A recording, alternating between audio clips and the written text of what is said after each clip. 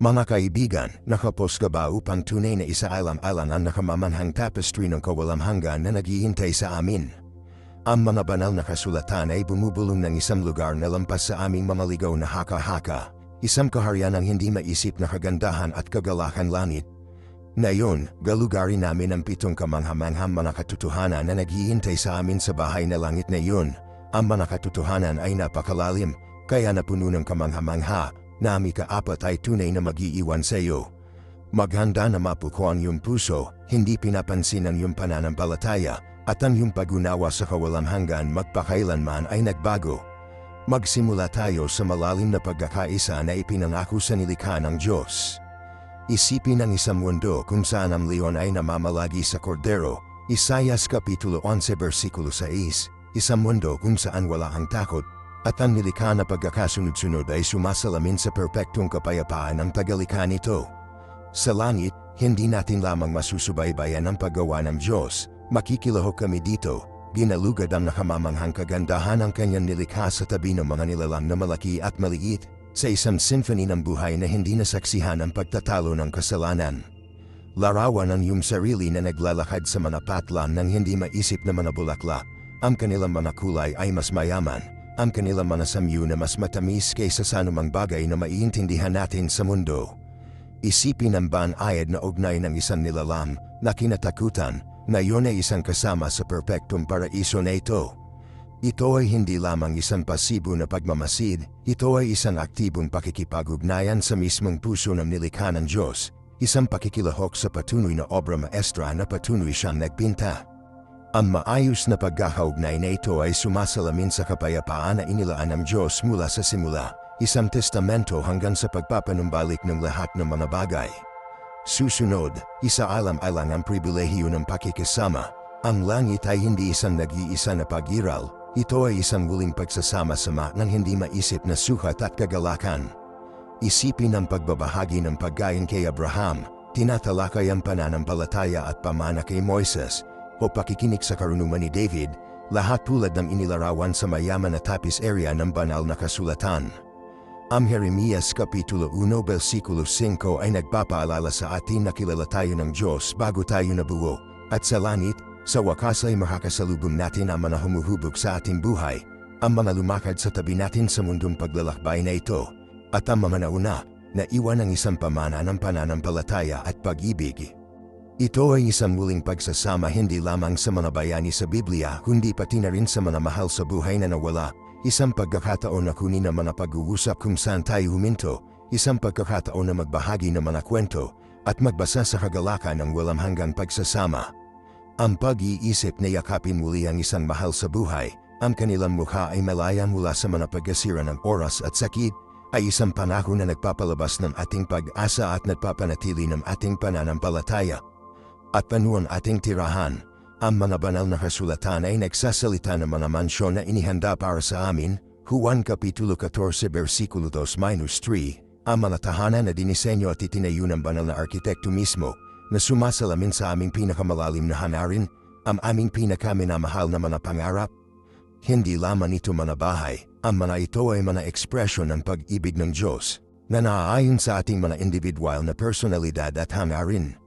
Hindi lamang namin tatahan ang mga kamanghamanghang istruktura nito, aktibo kaming makilahok sa kanilang paglikha at paglilinang, mga hardin na namumulaklak ng walang hanggan, na lumilikha ng mga puwan na sumasalamin sa aming natatanging talento at hilig.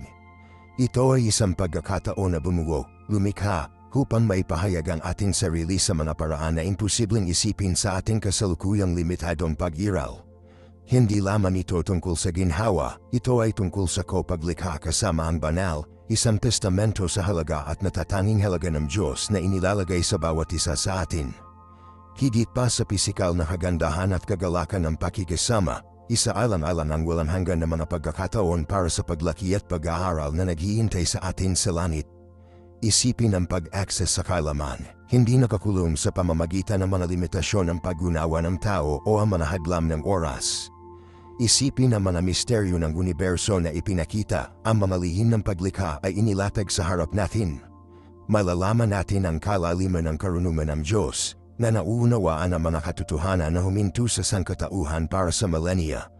Hindi lamang ito passive pagsipsip, ito ay isang aktibong pakikilahok sa patuloy na pagpapalawak ng kaalaman, isang paglalakbay ng pagtuklas na umaabot sa kawalang hanggan. Larawan ang iyong sarili na nakikibahagi sa mga hanarin ng scholar sa tabi ng pinakadakilang kaisipan sa buong kasaysayan na nakikipagtulungan sa mga proyekto na lumampas sa mga limitasyon sa lupa.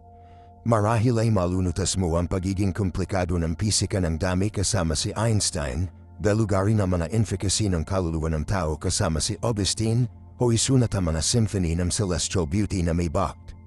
Ang mga posibilidad ay walang hanggan tulad ng pag-ibig ng Diyos. At ano ang ating mga talento at hilig? Sa langit, ang mga ito ay umunlad sa mga paraan na hindi may larawan sa mundo.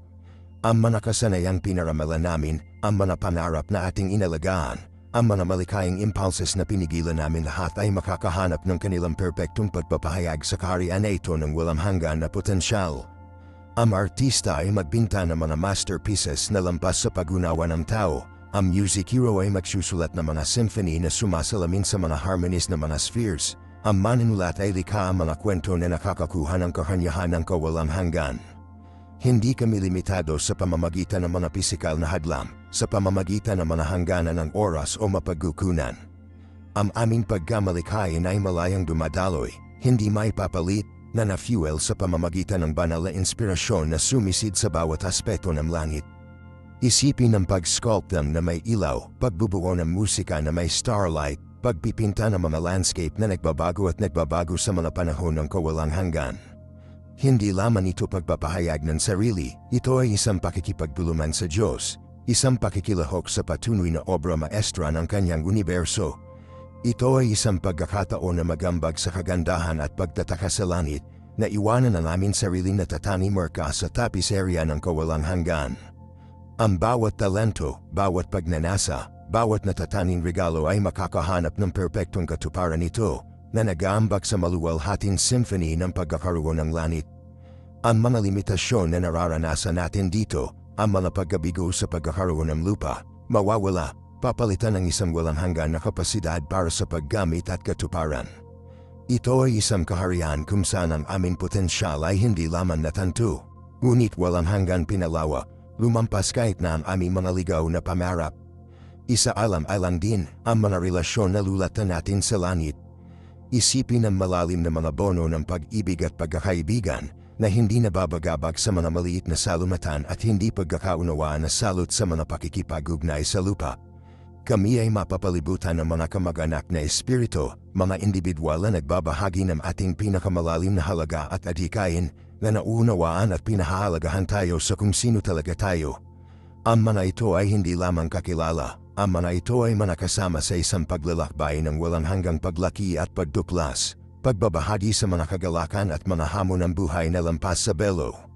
Isipin ang mga pag-uusap, ang ibinahaging pagtawa, ang suporta sa isa't isa, isang pakikisama ng mga kaluluwa na pinagsama ng pag-ibig at isang ibinahaging layunin. Malalaman natin mula sa bawat isa, hikayatin ng bawat isa, at ipagdiwang ang mga tagumpay ng bawat isa. At ano ang nawala sa amin? Isipin ang pagsasama-sama sa mga mahal sa buhay na nauna sa amin, ang yakap ng pamilya at mga kaibigan, ang pag-alaka ng muling pagbubuo ng mga relasyon na hindi daanong pinutol. Ang sakit ng pag-iwalay, ang kalungkutan ng pagkawala, ang mga ito ay gagaling, papalitan ng labis na kagalakan ng muling pagsasama. Magugugol tayo ng kawalang hanggan sa mga minamahal natin, nagbabahagi ng mga alaala, lumilika ng mga bago, at nakakaranas ng kapunuan ng pag-ibig sa paraang hindi maisip sa mundo. Isipin ang mga kwentong ibabahagi namin, ang pagtawa na ibabahagi namin, ang kaginhawaan at pag-aliw na makikita natin sa kumpanya ng bawat isa. Ito ay isang muling pagsasama hindi lamang ng mga katawan, kundi ng mga kaluluwa, isang muling pagkakaugnay na lumilipas sa oras at espasyo. Bukod dito, larawan ang serbisyo na ibibigay namin sa langit. Dito sa mundo, ang aming mga pagkakataon na maglingkod ay madalas na limitado ng aming mga mapagkukunan at kakayahan. Sa langit, gayunpaman, ang aming kapasidad para sa serbisyo ay walang hanggan. Magagawa nating magambag sa patuloy na gawain ng paglikha na nakikilahok sa pagpapalawak ng kaharian ng Diyos sa mga paraan na maaari lamang nating simulan ang pag-iisip. Marahil ay tutulong kami sa paggabay ng mga bagong kaluluwa, pagbabahagi ng aming karunungan at karanasan upang matulungan sila mag-navigate sa mga kababalaghan ng langit. O baka magambag tayo sa patuloy na kagandahan at pagkakaisa ng lupain ng celestial, gamit ang aming mga talento upang mapahusay ang kaluwalhatian ng nilikha ng Diyos.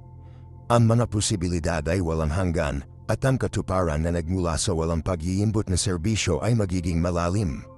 Ito ay hindi lamang pag-iingat, ngunit isang masayang pakikilahok sa banal na plano, isang kontribusyon sa patuloy na obra maestra ng universo ng Diyos.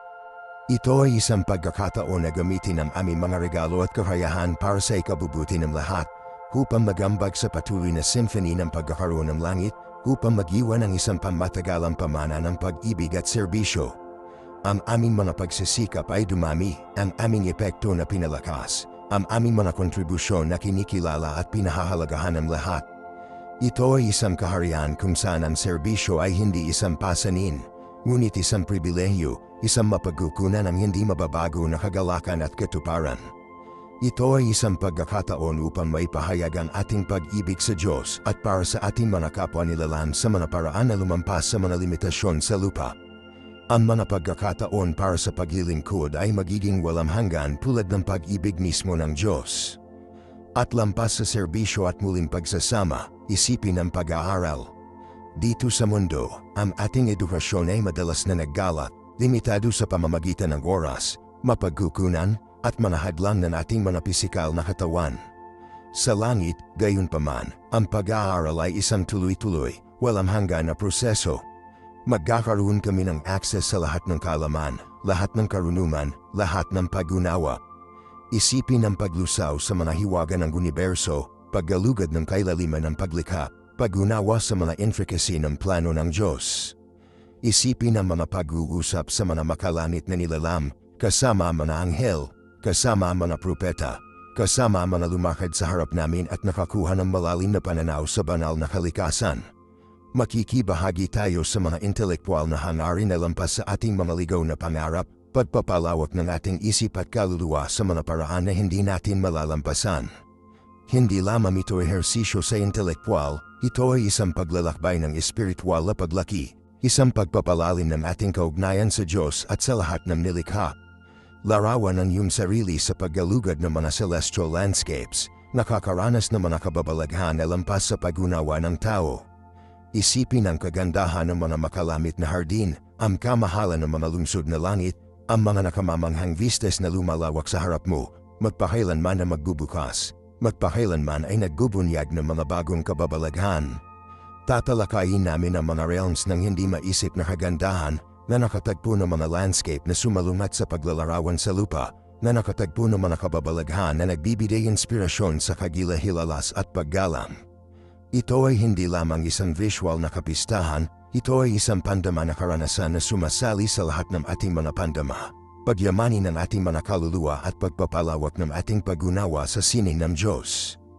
Ang kagandahan ng langit ay magiging isang palaging mapagkukunan ng inspirasyon, isang paalala ng walang katapusang pag-ibig at pagkamalikhain ng Diyos. At isaalam-alam ang mga malikhain hanarin. Dito sa mundo, ang aming mga malikhaing pagsusumikap ay madalas na pinipigilan ng mga limitasyon ng oras, mapagkukunan, at pisikal na kakayahan. Sa langit, gayunpaman, ang aming potensyal na malikhaing ay may lalabas. Maaari nating ipahayag ang ating sarili sa mga paraan na pinangarap lamang natin, paglikha ng mga gawa ng sining, musika, panitikan, at iba pang mga anyo ng pagpapahayag na magdadala ng kaluwalhatian sa Diyos at kagalakan sa lahat na nakikita nila. Isipin ang pagbubuo ng mga symphony na sumasalamin sa mga harmonies ng mga spheres, pagpipinta ng mga obra maestra na kumukuha ng kagandahan ng langit mismo, pagsulat ng mga kwento na nagbibigay inspirasyon at pag-angat, pag-sculptan ng mga gawa na sumasalamin sa banal na sining. Ang aming mga malikhaing kakayahan ay mapapalakas, ang aming mga haka-haka na walang hanggan, ang aming kapasidad para sa ekspresyon na walang hanggan. Hindi lamang ito pagpapahayag ng sarili, ito ay isang pakikilahok sa patuloy na paglikha, isang kontribusyon sa kagandahan at pagkakaisa ng kalamitan. Kami ay gagawa hindi lamang para sa ating sarili, kundi para sa lahat ng kawalang hanggan, pagbabahagi ng ating mga regalo sa iba at nag-aambag sa patuloy na obra maestra ng universo ng Diyos. Ang aming malikhaing energies ay malayang dumadaloy na hindi napapansin ng mga limitasyon sa lupa na nagdadala ng mga gawa ng kagandahan at pagtataka na magtitiis magpakailanman. At huwag natin kalimutan ang mga relasyon. Isipin ang mga bono ng pag-ibig at pagkakaibigan na umunlad sa langit, mga relasyon na hindi napapansin ng pagiging makasarili at pagtatalo na madalas na salot sa mga koneksyon sa lupa. Papaligiran tayo ng mga taong tunay na nagmamalasakit sa atin, na sumusuporta sa ating paglaki at nagbabahagi ng ating pagnanasa sa Diyos. Ang mga ito ay hindi lamang mga kakilala, ang mga ito ay mga kaluluwa, kamag-anak na espiritu, mga individual na kung saan nagbabahagi tayo ng isang malalim at matatag na koneksyon. Isipin ang mga pag-uusap, ang ibinahaging pagtawa, suporta sa isa't isa, ang walang tigil na pag-ibig. Makikibahagi tayo sa mga makabuluhang dialogo, pagbabahagi ng aming mga karanasan, ating pananaw, at mga pangarap, pinalalalim ang ating pag-unawa sa ating sarili at sa bawat isa. Nagtatayo kami ng mga relasyon na lumilipas sa oras at espasyo, mga relasyon na magtitiis para sa lahat ng kawalang hanggan. Ang mga ito ay mga bono na hinuhulaan sa apoy ng banal na pag-ibig, mga bono na magpapalakas at lalago sa bawat pagdaan ng in. Ang kagalakan ng pakikisama, ang kaginhawaan ng pagsasama, ang init ng pag-aari ito ay mga regalo na mapayaman ng ating buhay ng labis. Makakakita tayo ng pag-aliw sa mga bisig ng ating mga mahal sa buhay, ipinadiriwang ang aming ibinahaging paglalakbay at nagagalak sa pag-ibig na nagbubuklod sa atin. Isipin ang mga pagsasama-sama, ang masayang pagdiriwang, ang ibinahaging sandali ng kapayapaan at katahimikan. Ang langit ay magiging isang lugar ng malalim na koneksyon, isang lugar kung saan maaari tayong tunay na pag-aari. Isaalam-alang ang intelektual na pagpapasigla. Magkakaroon kami ng access sa lahat ng kaalaman, lahat ng karunungan, lahat ng pag-unawa. Ang mga misteryo ng universo ay ilalagay sa harap natin, ipinahayag ang mga lihim ng paglikha. Malalaman natin ang kailaliman ng teolohiya, filosofiya, at agham, pagpapalawak ng ating isip at kaluluwa sa mga paraan na hindi natin maiisip.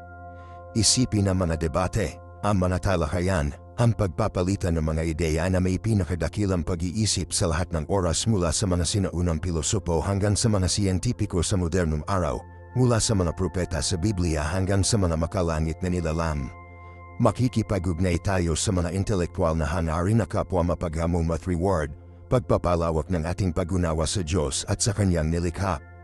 Isipin ang mga pambihirang tagumpay, ang mga natuklasan, ang mga sandali ng malalim na pananaw. Hindi lamang ito pasibo na pagsipsip ng impormasyon, ito ay isang aktibong pakikipag-ugnayan sa universo, isang pakikilahok sa patuloy na paghahanap para sa kaalaman at pag-unawa. Mag-aambag kami ng aming sariling mga pananaw, ibabahagi ang aming sariling mga pananaw, at makakatulong upang gubugin ang hinaharap ng paggalugad ng intelektual. Ang ating mga isipan ay patalasin, pinalawak ang ating mga talino, lumalim ang ating pag-unawa. Ang patuloy na intelektual na pagpapasigla ay magpapanatili sa atin na nakikibahagi, hinamon, at magpahailanman pag-aaral, lumalaki, at kumuusbong. At ano ang personal na paglaki? Nag-aalok ang langit ng walang katapusan mga pagkakataon para sa personal na pag-unlad. Patuloy tayong matututo, lumaki, at magbago, ibuhos ang ating mga limitasyon sa lupa at yakapin ang ating buong potensyal. Isipin ang pagdupla sa sarili, ang espiritual na pagising, ang pagbabagong anyo ng ating pagkatao. Pinapino natin ang ating mga birtud, malampasan ang ating mga kahinaan, at magiging pinakamahusay na mga bersyon ng ating sarili.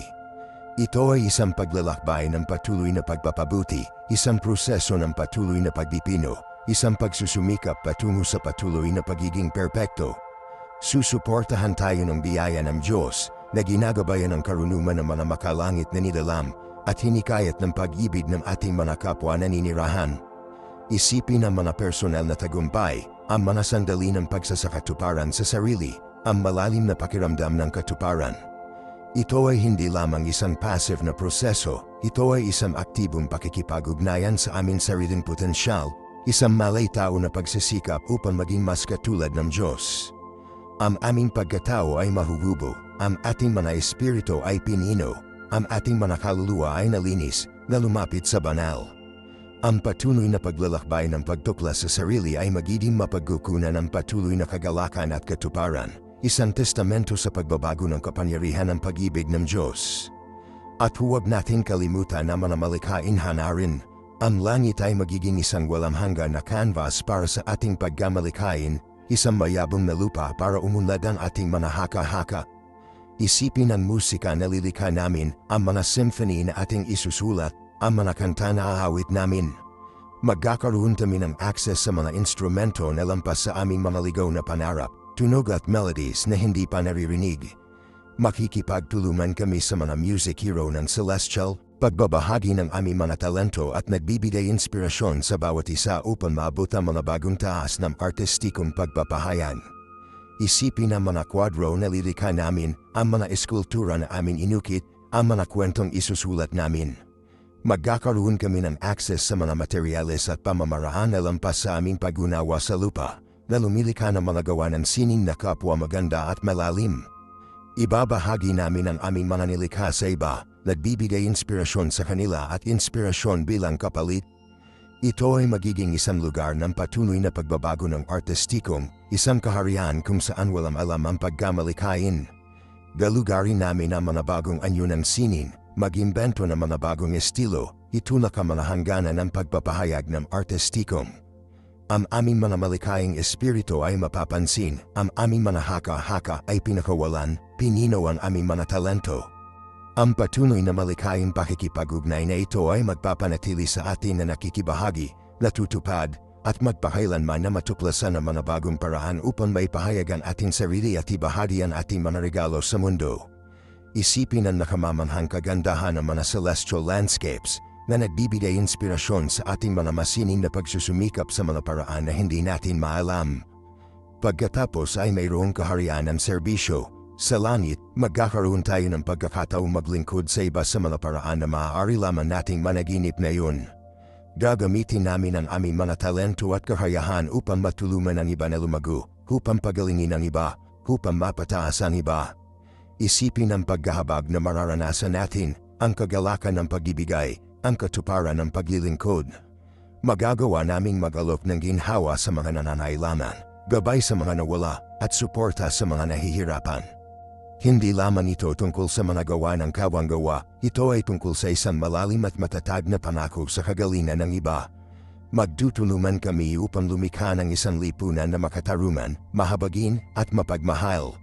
Mag-aambag kami ng aming natatanging mga regalo at talento sa karaniwang kabutihan, nagtutulungan upang makabuo ng isang mas mahusay na mundo, isang mas perpektong lipunan. Isipin ang pakikipagtulungan, ang pagtutulungan ng magkakasama, ang ibinahaging layunin. Ito ay magiging isang lugar ng malalim na koneksyon, kung saan makakahanap tayo ng kahulugan at layunin sa paglilingkod sa iba. Ang aming mga puso ay mapupuno ng pagkahabag, ang ating mga espiritu ay nakataas sa pamamagitan ng kagalakan ng pagbibigay, at ang ating mga kaluluwa ay nalinis ng gawa ng hindi makasariling paglilingkod. Kami ay magiging mga ahente ng pag-ibig ng Diyos, na nagpapalawak ng kanyang biyaya at awa sa lahat ng mga nakapaligid sa atin. Ang patuloy na gawa ng serbisyo na ito ay hindi lamang makikinabang sa iba ngunit mapayaman din ang ating sariling buhay sa mga paraan na halos hindi natin maiisip. Ang mga gantimpala ng hindi makasariling serbisyo ay hindi mababago, na humahantong sa isang malalim na pakiramdam ng katuparan at koneksyon sa banal. At pagkatapos ay mayroong pag-aaral. Ang pag-aaral. Sa langit, ang hangarin ng kaalaman ay walang hanggan, isang walang katapusang paglalakbay ng pagtuklas. Hindi tayo limitado sa pamamagitan ng mga hadlang ng oras o espasyo, ang mga hangganan ng ating pag-unawa sa lupa. Isipin ang paglusaw sa mga misteryo ng universo na binubuksan ng mga lihim ng paglikha, paggalugad ng kalaliman ng kaalaman sa bawat laraman na may isip. Magkakaroon kami ng access sa lahat ng karunungan ng mga edad, ang naipon na kaalaman ng hindi mabilang na pag-iisip, lahat ay madaling magamit sa amin. Malalaman natin mula sa pinakadakilang kaisipan sa buong kasaysayan na nakikibahagi sa mga dialogo sa mga pilosopo, siyentipiko, artista, at mga nag-iisip mula sa bawat panahon. Larawan ng iyong sarili na tinatalakay ang dami ng pisika kay Einstein, debate etika kasama si Socrates, o paggalugad ng mga intricacy ng teorya ng musika na may Bach. Ang pag-aaral ay magiging pakikipagtulungan, isang ibinahaging karanasan kung saan tayo magtatayo sa pag-unawa ng bawat isa, pagyamanin ang ating kaalaman at pagpapalawak ng ating mga pananaw. Makikipag-ugnay kami sa mga intelektual na hangarin na hamon ng ating isipan at palawakin ng ating mga abot-tanaw na nagtataguyod ng isang patuloy na paglaki ng talino at karunungan. Pag-isipan ang tungkol sa mga pambihirang tagumpay na gagawin namin, ang mga pagtuklas na ating matuklasan, ang pag-unawa na makukuha natin. Ang patuloy na hangarin ng kaalaman na ito ay magpapanatili ng matalim sa ating isip, ang ating mga espiritu ay nakikibahagi, at ang ating buhay ay patuloy na natutupad. Hindi lamang ito tungkol sa pag-iipon ng mga katotohanan at figure, ito ay tungkol sa pagbuo ng isang mas malalim na pag-unawa sa ating sarili, ang universo, at ang ating lugar sa loob ng grand scheme ng mga bagay. Kami ay makikita sa mga misteryo ng kamalayan, ang likas na katangian ng katotohanan, at ang kahulugan ng buhay mismo, na patuloy na nagpapalawak ng ating kamalayan at pinalalalim ang ating pagpapahalaga sa mga kababalaghan ng paglikha. Galugarin namin ang pagiging komplikado ng pag-uugali ng tao, ang mga intricacy ng natural na mundo, at ang mga iwagan ng cosmos, magpakailanman na nagpapalawak ng ating pag-unawa at ang ating kapasidad para sa pagtataka.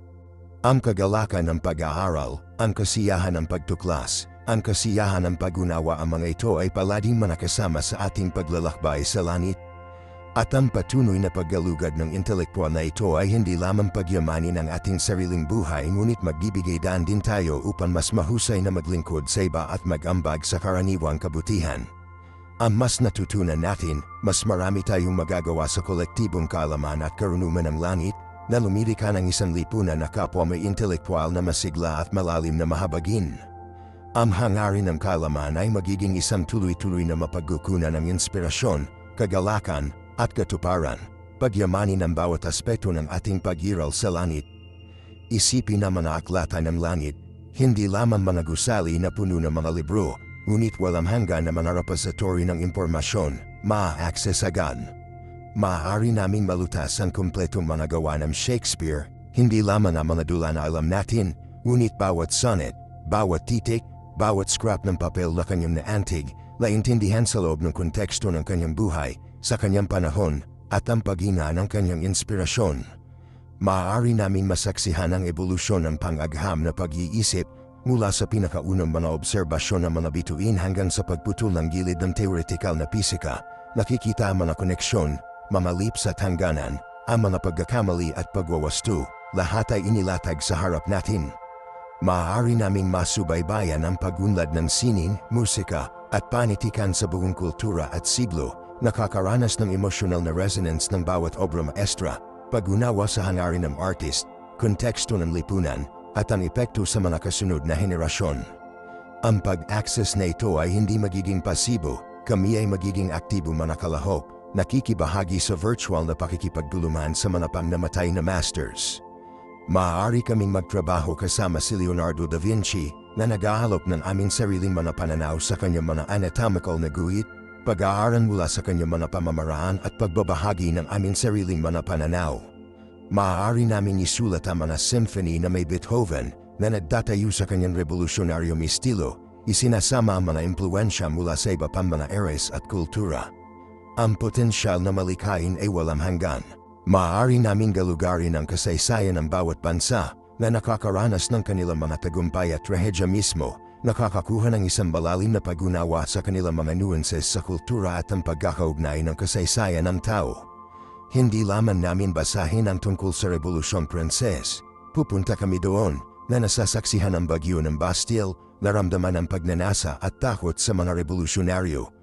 Naiintindihan namin ang mga nuances ng bawat pampulitikang desisyon, bawat kilusang panlipunan, bawat paglilipat sa kultura.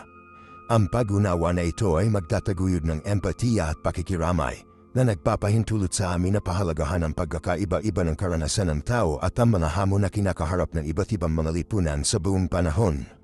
Maaari pa nating galugarin ang mga intricacy ng natural na mundo, hindi lamang sa pamamagitan ng mga aklat-aralin, ngunit sa pamamagitan ng mga nakaka-enganyong simulation. Maaari kaming sumisid sa kailaliman ng karagatan na nasasaksihan ang mga kababalaghan ng mga coral reef at ang mga misteryo ng malalim na dagat. Maaari kaming maglakbay sa malayong abot ng cosmos, paggalugad ng malalayong mga kalawakan at pag-unras sa mga lihim ng universo. Ang pag-aaral ay magiging eksperimento, interactive, at malalim na pagyamanin, patuloy na pagpapalawak ng ating pag-unawa sa ating sarili at sa ating lugar sa loob ng grand tapestry ng paglikha. At ang pinakakapana-panabik na bahagi, hindi ito isang nag-iisa na hangarin. Ibabahagi namin ang paglalakbay na ito sa iba, pagpapalitan ng mga ideya, pakikipagtulungan sa mga proyekto, at pagbuo ng isang masiglang pamayanang intelektual. Ang kolektibong karunungan ng langit ay magiging mas malaki kaysa sa kabuuan ng mga bahagi nito, isang patuloy na umuusbong na tapestry ng kaalaman at pag-unawa.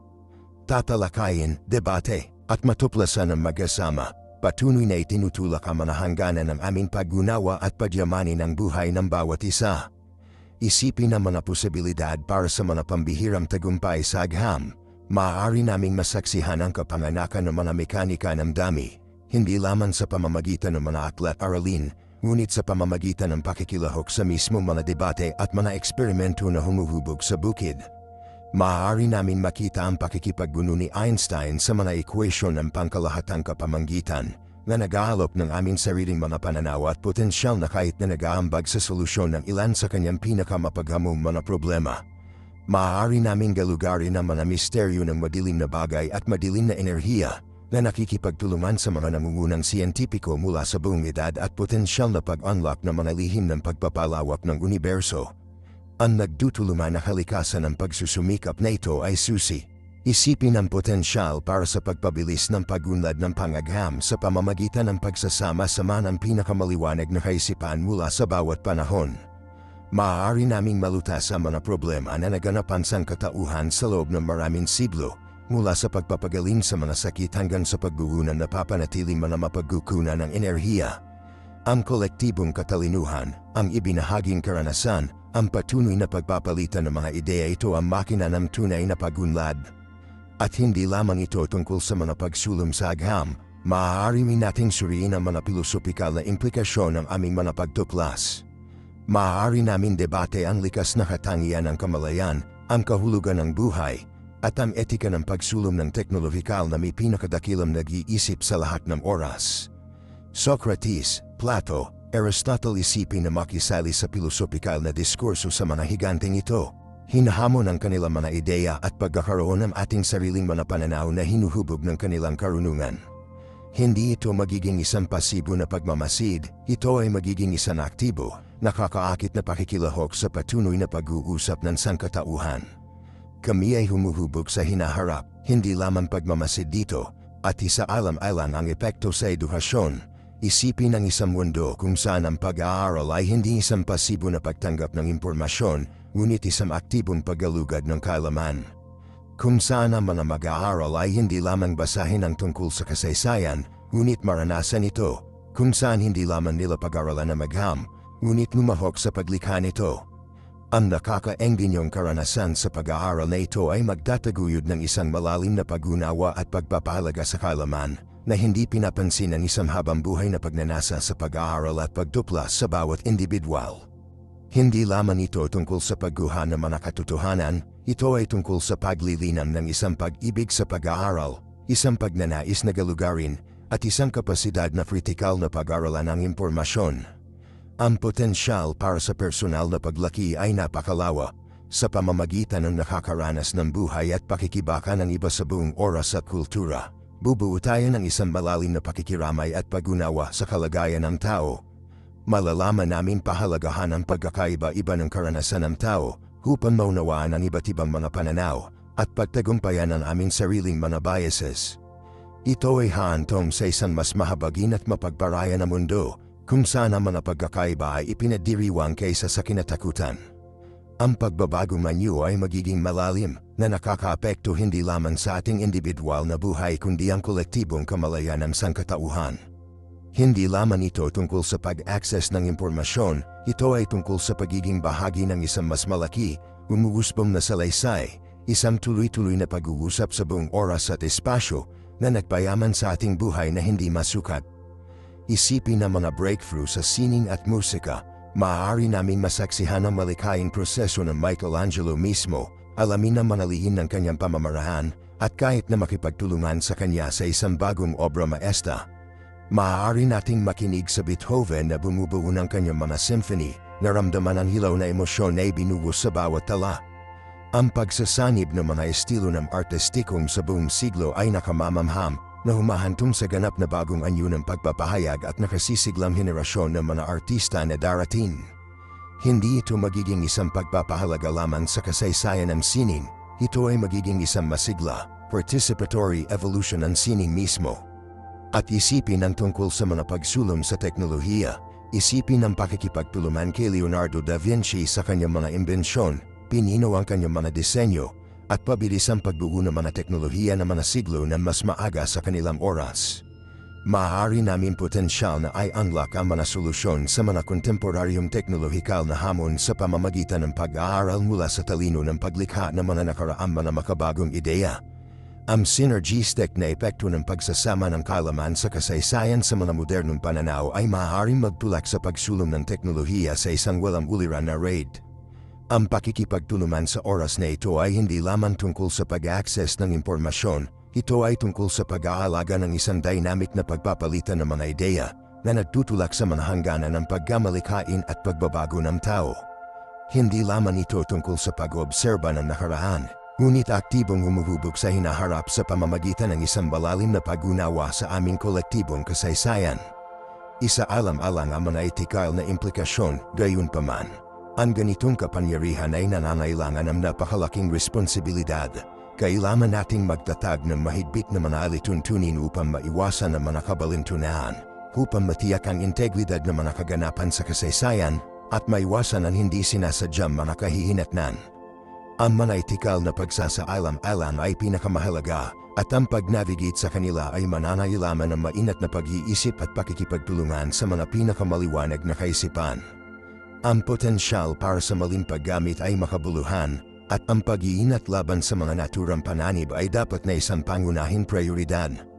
Kailangan nating magtatag ng isang sistema ng mga tseke at balanse, isang moral na compass na gumagabay sa ating mga pakikipag-ugnay sa nakaraan, tinipiyak na ang ating mga aksyon ay nakikinabang sa sangkatauhan sa kabuuan. Ito ay isang paglalakbay na puno ng mga hamon, ngunit ang mga potensyal na gantimpala ay higit pa sa mga pananib. Ang mga etikal na pagsasaalang-alam, habang komplikado, ay hindi masusukat.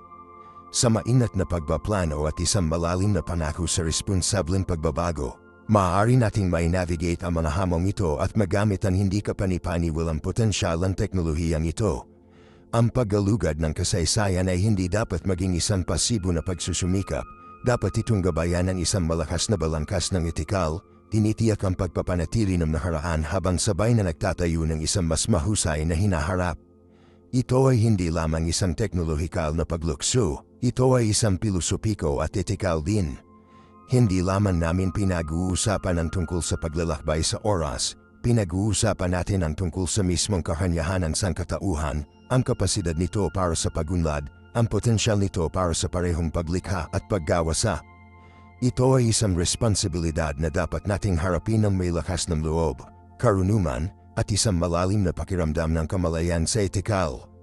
Mag-isip tungkol sa epekto sa sining, isipin ang isang modernong kompositor na nakikipagtulungan sa paggalugad ng mga bagong harmonic na estruktura at mga compositional technique na nagre-resulta sa isang symphony na lumilipas sa mga hangganan ng anumang solong panahon.